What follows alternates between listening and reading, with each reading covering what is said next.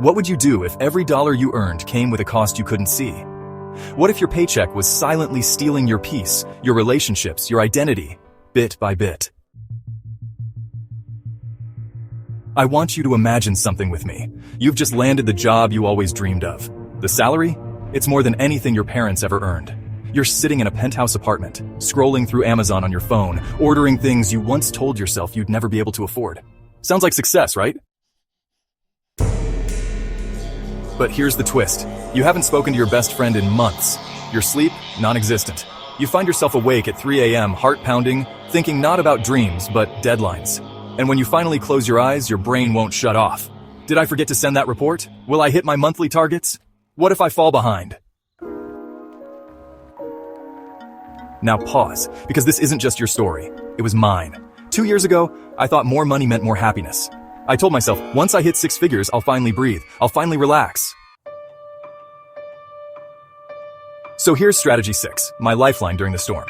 Automate your emotional stability. Use YNAB. You need a budget. Not just to budget your dollars, but to reframe your entire relationship with spending. The app teaches proactive control. You assign every dollar a job before you spend it. And the moment you take control, you reduce decision fatigue. That's not just good for your wallet, it's healing for your brain. Most people don't realize this, but decision fatigue is one of the leading causes of financial anxiety. It's not the big choices, it's the constant small ones. YNAB removes that. And the best part? You can try it for free for 34 days. Links in the description. Now look, I'm not here to preach or play guru. I'm just someone who's walked through the fire, someone who once cried over a $7 coffee, not because it was too expensive, but because I was spending money to feel something. Someone who looked rich on the outside but was emotionally bankrupt on the inside. And if that's you right now, if you're staring at your screen wondering when you'll finally feel safe, loved, free, let this be your turning point. Because here's what I know now. Money is a mirror. It reflects whatever's going on inside. Scarcity, fear, ego, or peace, alignment, joy. The good news? You control the reflection. So before we go deeper, and trust me, the next part is where everything clicks. Do one thing. Drop a comment below. Tell me, what does real wealth mean to you? Not the kind you can flex on Instagram, but the kind you can feel when you close your eyes. Because next, I'm going to show you how to rebuild your entire relationship with wealth, from the inside out. And if you stay with me, if you really listen, you might just reclaim the version of you that success forgot. Stick around, we're not done yet. Let's rewind the tape for a second. To the version of you before the chaos, before the sleepless nights, before money became a measuring stick for your worth. What did that version of you believe? That joy came from simplicity, that laughter was free, that relationships mattered more than receipts. You see, when we talk about wealth, we often start with bank balances, investments, passive income. But let me ask you this. When was the last time you measured your wealth by the quality of your mornings? By how often you feel at peace? By how deeply you sleep? Because here's the hidden cost of money we don't talk about.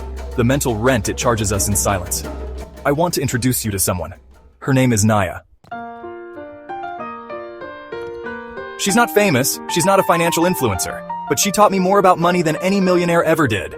Naya made $38,000 a year working as a librarian, single mom, 2 kids, never missed a rent payment. But every Friday, she'd buy fresh flowers, $5, corner store, always yellow.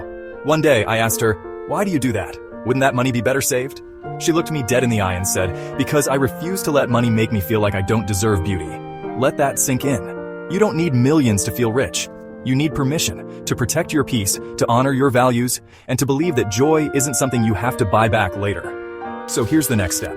Strategy 7. Create your financial philosophy. Most people have a budget. Few have a belief system. And this right here, this is what changed how I spend, how I save, how I show up. You take out a blank page. Or better yet, open Google Slides and design it like a manifesto. On the top, write my money, my mind. Under that, write 3 statements. 1. I earn money to enhance my life, not escape it. 2. I spend money in ways that reflect my values, not my insecurities. 3. I define wealth on my terms, not by society's scoreboard. Then print it, frame it, make it your phone wallpaper. Whatever it takes to remind yourself, you're not here to serve money. Money is here to serve you. Still with me? Good, because I'm about to show you the next shift, and it's psychological warfare. Strategy 8. Redefine your triggers. We all have emotional landmines when it comes to money. For some, it's that low balance notification. For others, it's the guilt that comes with treating yourself. Here's a step-by-step emotional hack I learned from a Harvard Business School paper on behavioral economics and anxiety management. 1.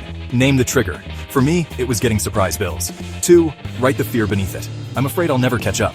3. Write the truth beside it. I've survived every financial dip before. 4. Replace the reaction. Instead of panic scrolling, I breathe, then review my emergency fund plan. You do this enough times? You're not just managing money, you're rewriting your neural patterns. And while we're being real, let me tell you something uncomfortable. Avoiding your bank account is not self-care. That was me. For months, I didn't check my statements. I was making more than ever, and yet I was terrified to look. You know why? Because deep down, I believed more money meant more chances to mess it up, which leads me to strategy 9. Build a sacred money ritual. This is sacred. Weekly, consistent, peaceful. Every Sunday at 10 a.m., I make coffee, light a candle, and sit down with my finances. I use Tiller Money, an automated spreadsheet tool that links to your bank in Google Sheets. It shows me everything in one place. No surprises, no stress. Then I ask myself 2 questions. Where did my money make me feel most alive this week?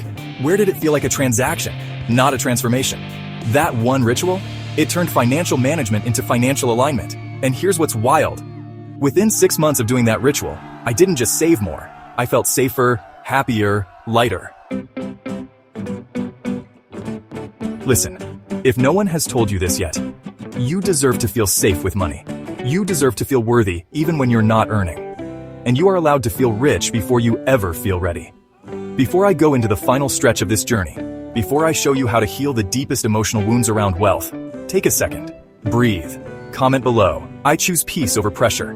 Let's make it a movement. Let's show the algorithm that we're here for something deeper than hustle. And if you're ready for the final part of this journey, the one where we talk about financial trauma, forgiveness, and rebuilding your inner world after financial chaos, stay with me. Because the most powerful part is just ahead.